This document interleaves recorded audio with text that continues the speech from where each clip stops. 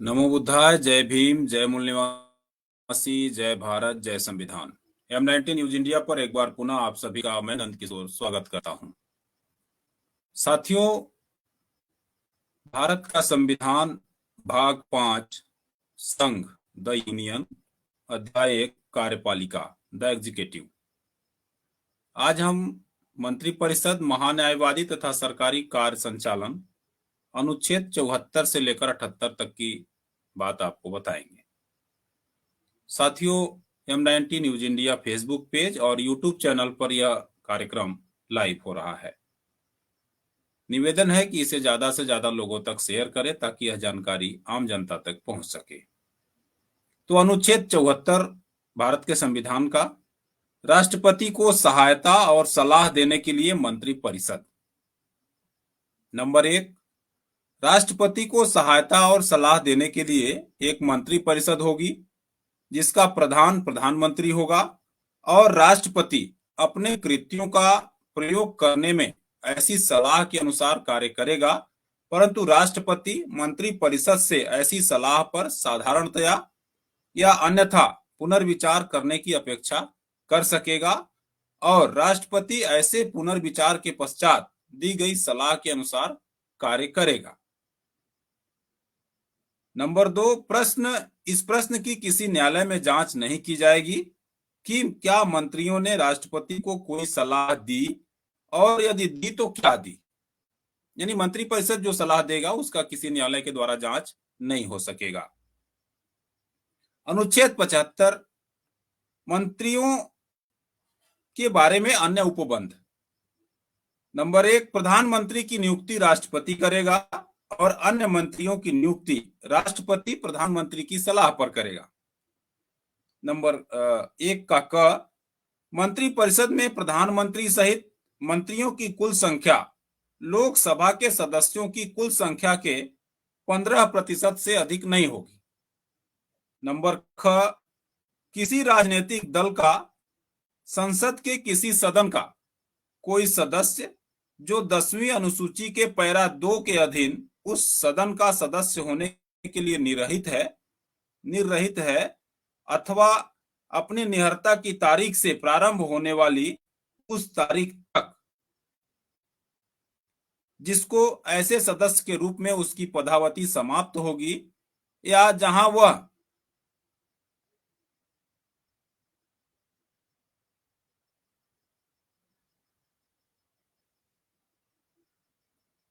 वह ऐसी अवधि की समाप्ति के पूर्व संसद के किसी सदन के लिए निर्वाचन लड़ता है उस तारीख तक जिसको वह निर्वाचित घोषित किया जाता है, इनमें से जो पूर्वोत्तर हो की अवधि के दौरान खंड 1 के अधीन मंत्री के रूप में नियुक्त के लिए जाने के लिए भी निर्धारित होगा। नंबर 2, मंत्री राष्ट्रपति के प्रसाद पर्यंत अपने पद धारण करेंगे। नंबर 3, मंत्रिपरिषद लोकसभा के प्रति सामूहिक रूप से उत्तरदायी होगी। नंबर 4, किसी मंत्री द्वारा अपना पद ग्रहण करने से पहले राष्ट्रपति तीसरी अनुसूची में इस प्रयोजन के लिए प्रारूपों के अनुसार उसको पद की और गोपनीयता की शपथ दिलाएगा। कोई मंत्री जो निरंतर 6 माह तक किसी अवधि तक संसद के किसी सदन का सदस्य नहीं है उस अवधि की समाप्ति पर मंत्री नहीं रहेगा। मंत्रियों के वेतन और भत्ते ऐसे होंगे जो संसद विधि द्वारा समय समय पर अवधारित करे और जब तक संसद इस प्रकार अवधारित नहीं करती है तब तक ऐसे होंगे जो दूसरी अनुसूची में विनिर्दिष्ट है। भारत का महान्यायवादी the attorney general of the India, the attorney general of for India. राष्ट्रपति। नंबर 1, राष्ट्रपति उच्चतम न्यायालय का न्यायाधीश नियुक्त होने के लिए अर्हित किसी व्यक्ति को भारत का महान्यायवादी नियुक्त करेगा। महान्यायवादी का यह कर्तव्य होगा कि वह भारत सरकार को विधि संबंधी ऐसे विषयों पर सलाह दे और विधिक स्वरूप के ऐसे अन्य कर्तव्यों का पालन करे जो राष्ट्रपति उसको समय समय पर विनिर्दिष्ट करे या सौंपे और उन कृत्यों का निर्वहन करे जो उसको इस संविधान अथवा तत्समय प्रवृत्त किसी अन्य विधि द्वारा उसके अधीन प्रदान किए गए हों। महान्यायवादी को अपने कर्तव्यों के पालन में भारत के राज्य क्षेत्र में सभी न्यायालयों में सुनवाई का अधिकार होगा। महान्यायवादी राष्ट्रपति के प्रसाद पर्यंत पद धारण करेगा और ऐसा पारिश्रमिक प्राप्त करेगा जो राष्ट्रपति अब निर्धारित करेंगे। सरकारी कार्य का संचालन।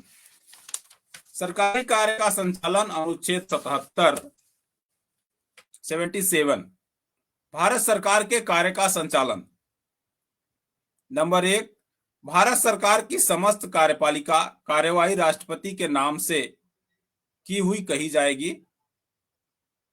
नंबर 2, राष्ट्रपति के नाम से किए गए और निष्पादित आदेशों अन्य लिखितों को ऐसी रीति से अधिप्रमाणित किया जाएगा जो राष्ट्रपति द्वारा बनाए जाने वाले नियमों में विनिर्दिष्ट किए जाएं, और इस प्रकार अधिप्रमाणित आदेशों या लिखित की विधि मान्यता इस आधार पर प्रश्नगत नहीं की जाएगी कि वह राष्ट्रपति द्वारा किया गया या निष्पादित किया गया आदेश या लिखित नहीं है। नंबर 3, राष्ट्रपति भारत सरकार का कार्य अधिक सुविधापूर्ण किए जाने के लिए मंत्रियों में उनके कार्य के आवंटन के लिए नियम बनाएगा। और अनुच्छेद 78 राष्ट्रपति को जानकारी देने आदि के संबंध में प्रधानमंत्री के कर्तव्य। प्रधानमंत्री का यह कर्तव्य होगा कि वह संघ की कार्यकलाप के प्रशासन संबंधी और विधान विषयक प्रस्तावनाओं संबंधी मंत्री परिषद के सभी विनिश्चय राष्ट्रपति को संसूचित करें।